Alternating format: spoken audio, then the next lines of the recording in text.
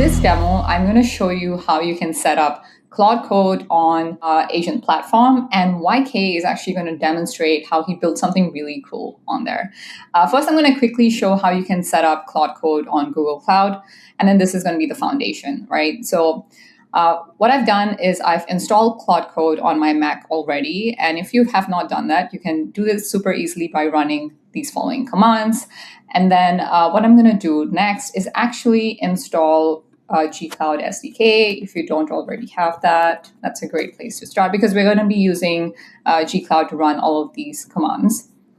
And then I'm going to set my project ID, which you can get from your own Google Cloud console. So I'm going to set my project ID. And then I'm going to enable Vertex AI APIs, which will allow us to use all of the Claude models. And next, I'm going to enable a bunch of other variables, which will essentially enable the Vertex AI integration for Claude. And all of these commands can actually be found in the links that I'll be leaving in the description box below. And then once I've done that, I can just start Claude. And now it's going to be running on Google's Vertex AI. And off to you, YK. Thank you so much for that, Smita. What I'm going to show here is essentially a demo of what I would call intent-driven development. And I'm just going to get right into it. And as I wait for the output to come in, hopefully I'll have some time to discuss these tips and share some of these tips. So here, I'm just going to start prompting. I'll say, I want to create a 3D game. It's going to be a slingshot game where you're going to have a stationary slingshot right in front of you, fixed camera, fixed slingshot. And I want to be able to drag a ball that's attached to the slingshot in X and Y directions. So dragging should determine the X and Y directions or the coordinates.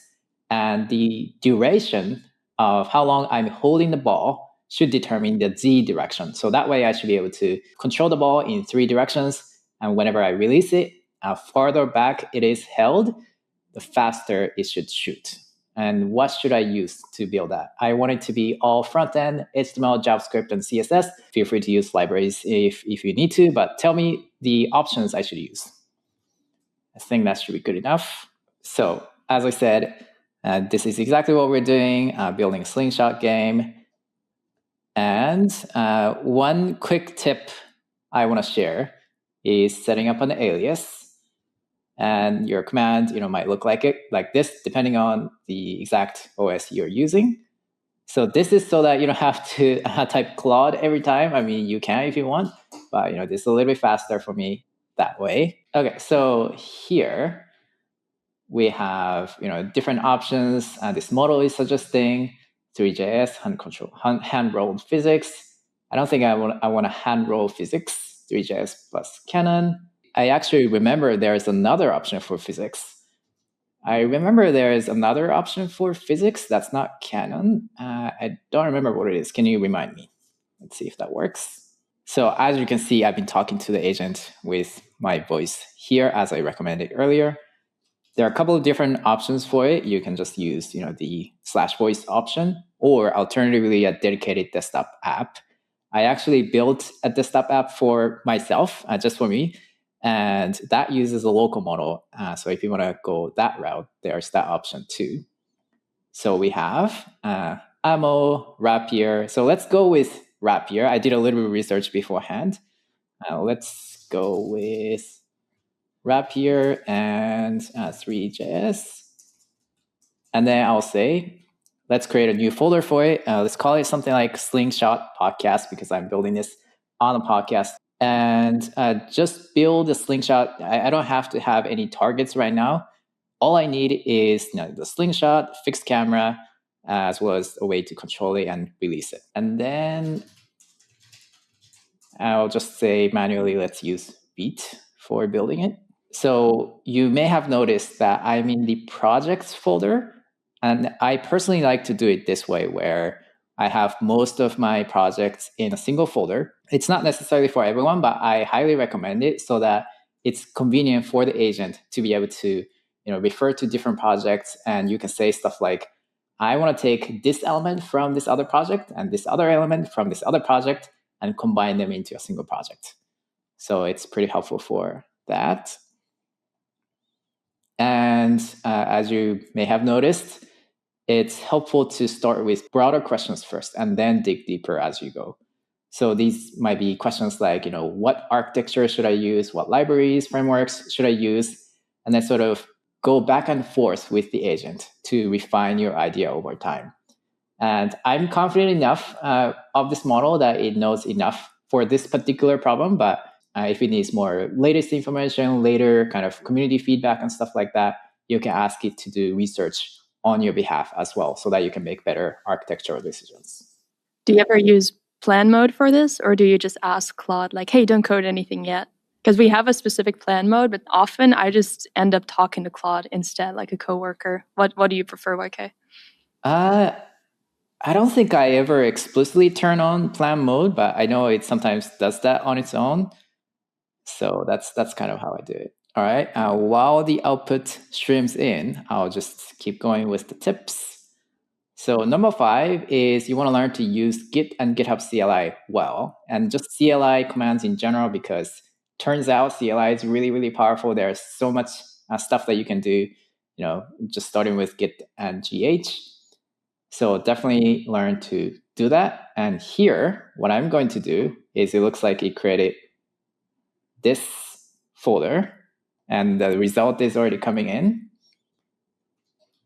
But I'll just go in a new tab and I'll say, if this project is not a Git project yet, turn it into a Git repository and then create a public repository out of it. So I'll just do that in this other thread. It looks like it's actually testing it itself. I didn't ask it to do it, but it looks like it started it in Playwright, testing it. But I should be able to personally test it myself here. All right, looks like it's sort of working. Nice. All right, it looks like it's working. Commit if you haven't yet. And let's show the trajectory before I release it so I know where the ball is going. I mean, I guess it depends on how hard you want to make it, but I think it's more convenient that way. All right, so it looks like it was able to create this project, open it for me. I think it used the open command in the terminal because I didn't open it explicitly. And going back to the browser here. All right, it's getting confused with like the different agent doing the work, but I should be able to figure out what it's doing here. Looks like it's adding this trajectory feature.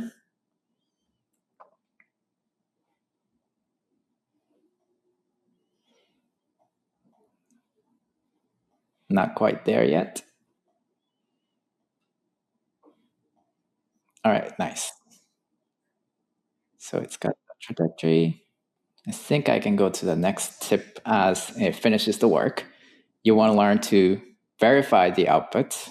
There are a few different ways to go about it. As I just showed, you can directly verify the behavior of the app, not necessarily the code, but you can also check the code yourself if you want. And you can also automate, the process of verifying the output as much as possible by writing tests, by writing GitHub Actions and things like that. It's much better, it looks like. And it looks like it's committing the trajectory feature. That's perfect. Next up, I think this is going to be the last feature I'm going to add here. I want to have a few big targets in front of me, in front of this slingshot. They should be like disks, circular targets. And when I hit them, I want to have satisfying visual effect, maybe like them shattering into particles or stuff like that. So as you may have noticed, these prompts sometimes are a little bit vague, but as long as your intent is clear enough, that I found that Claude is able to figure out what I mean, even if there are like typos or transcription mistakes. It's basically smart.